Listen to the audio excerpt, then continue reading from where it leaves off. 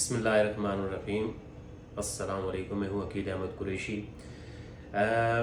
آج پہلے پاکستان کی نہیں، ہم بت مت اور کافروں کی بات کرتے ہیں کہ ان کی ریاست میں کس طرح سے جو شہری ہیں ان کو محفوظ کیا جاتا ہے یا گاؤں کو محفوظ کیا جاتا ہے۔ اگر کوئی بلڈنگ ہے تو ان کو کیسے محفوظ رکھا جاتا ہے۔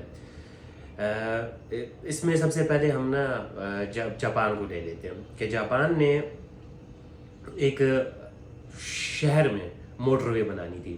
عموماً موٹر وے جو ہوتی ہے وہ سائڈ پہ ہوتی ہے، لیکن ایک شہری موٹر وے بننی تھی اور اس کے نقشے کے مطابق اس کی ایک بلڈنگ جو تھی وہ بیچ میں آ رہی تھی۔ اب جاپان نے سوچا کہ بلڈنگ والے سے بات کی جائے، وہ اس بات پہ ایگری نہیں ہوا۔ انہوں نے تقریباً 2 سے 3 فلور اس سے خرید کے اس میں سے موٹر وے، اسی بلڈنگ کے درمیان میں سے موٹر وے نکالی۔ اب اس کا نتیجہ کیا نکلا؟ بلڈنگ اپنی جگہ قائم ہے، جو شہری ہے جس کی وہ بلڈنگ ہے، ٹھیک ہے، اسے کیسے اکوموڈیٹ کیا گیا، اسے تنگ نہیں کیا گیا۔ ہمارے عموماً میرے خیال میں یہ ایک قانون بھی ہے کہ جو موٹر وے نکلے گی اس کے 100 فٹ لیفٹ 100 رائٹ پہ جو سپیس ہے وہ بالکل واگزار ہونی چاہیے، خالی ہونی چاہیے۔ تو اس میں جو بھی آ گیا تو اللہ اللہ خیر صلاح۔ اور دوسری چین کی، یہ بھی بت مت ہے اور چائنا ماشاءاللہ ویسے بھی بہت ترقی کر رہا ہے۔ اس میں اگر دیکھا جائے کہ وہ کس طریقے سے اپنے جو کیا نام ہے ترقیاتی منصوبے ہوتے ہیں، اگر اس میں کوئی ہڈل آ رہا ہے اور وہ ہڈل جو ہے وہ گھروں کا ہے تو اس کو کیسے وہ ٹیکل کرتا ہے۔ اس میں نیل ہاؤس آپ سرچ بھی کیجئے گا گوگل میں بلکہ خود بھی سرچ کر کے بیٹھا ہوں۔ تو مسئلہ یہ تھا کہ چین میں بڑے ترقیاتی منصوبے تھے جس میں ایک گاؤں آیا۔ جو گاؤں آیا اس میں آدھے لوگوں نے کہا ٹھیک ہے جی، ہمیں انہیں پیمنٹ ہوئی، انہیں اکوموڈیٹ کیا گیا۔ اکوموڈیٹ کرنے کے بعد انہیں بتایا گیا کہ جی آپ کو نعم بدل یہ جگہ ہے، یہ یہاں رکھ لیں۔ لیکن چند لوگوں نے وہاں پہ اس بات کو ایگری نہیں کیا۔ جب نہیں کیا تو پھر کئی مقامات پر جو ہائی وے گھر کے ارد گرد گھما دی گئی۔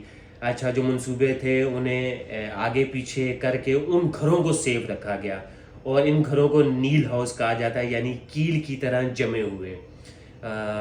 اس سے مطلب ایک آپ یہ نتیجہ لے لیں کہ گھر محفوظ ہیں، ریاست کے منصوبے بھی مکمل ہو رہے ہیں، دنیا میں انسانی حق کی جو مثالیں ہیں وہ بھی پیش ہیں۔ لیکن یہ کون لوگ ہیں، کون سی ریاست ہے؟ بت مت۔ اور اب اگر نیدرلینڈ کی بات کی جائے، نیدرلینڈ پہ جو حکومت ہے وہ عیسائیوں کی ہے۔ یہاں ایک ٹنل بنایا گیا جو کہ گاؤں ایک آبادی تھی، شہری آبادی تھی، اس کے بیچ سے گزرنا تھا۔ اسے جو شہری آبادی ہے اس کو ڈسٹرب نہیں کیا گیا، بلکہ ٹنل مطلب نیچے زمین سے ایک کھود کے ایک ٹنل بنائی گئی اور وہاں سے وہ روڈ گزاری گئی۔ تو ایسی کئی مثالیں ہیں جس میں اگر ایک جرمنی کا گاؤں، یہ بڑی ایک خوبصورت میرے پاس چیز ہے کہ جرمنی کا ایک گاؤں ہے اور وہاں سے ایک ہائی وے گزرنی تھی اور گاؤں والے بالکل متفق نہیں تھے۔ کیونکہ ان کی نسل در نسل وہاں رہتی آئی۔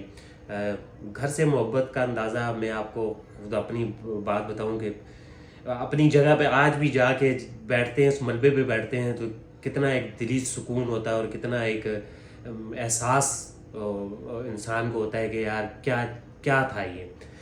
تو اسی طرح کی بہت زیادہ مثالیں ہیں۔ یہ ساری مثالیں بت متوں کی یا جو بتوں کو پوجنے والے ہیں، جو عیسائی ہیں، یہ ان کی ہے۔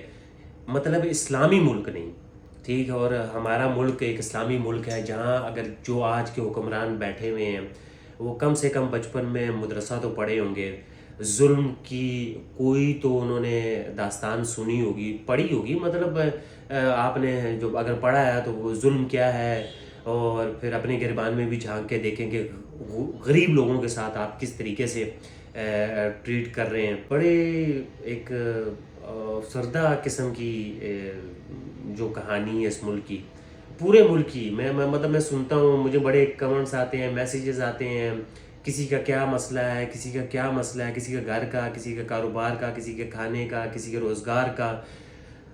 تو ہم مشکل دور میں ہیں اور بہت مشکل دور میں۔ اللہ پاک ہم سب کے لیے آسانیاں کرے۔ فی امان اللہ۔